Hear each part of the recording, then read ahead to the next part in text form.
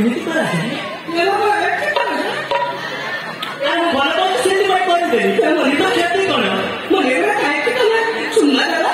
ଆଚ୍ଛା ତୁମ ଘରେ କଣ ସୁମା ଦିଆଯାଏନି? ପ୍ରେମର ମାନେ ତୁମକୁ ଜଣା ନାହିଁ। ପ୍ରେମ ପ୍ରେମ ଜାଣି ଆସୁଛୁ। ତୁମେ ଜାଣିଛ? ପ୍ରେମର ମାନେ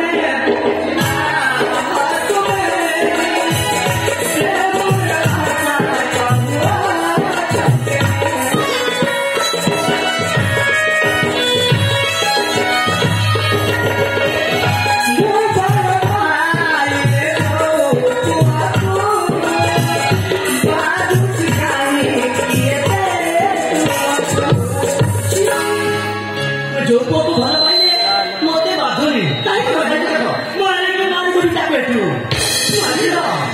ତୁମକୁ ଆଖି ଉଠେଇକି ଦେଖିବ ତ?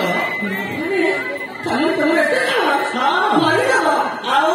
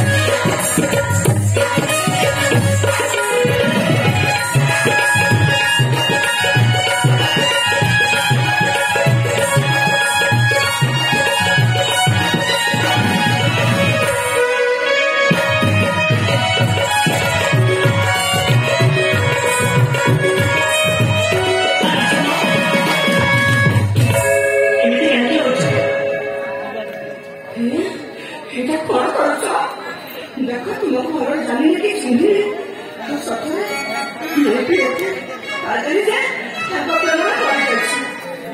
तुम्हारे सतरे तुमको बहुत भल पाऊँ तुमको कौन विश्वास लगनी? अरे भल पाता तुम जाता तुमको प्रथम देखा हुई जिते तुम्हें कहल से तुम माता कह सतरे कहना मुझे तुमको जीवन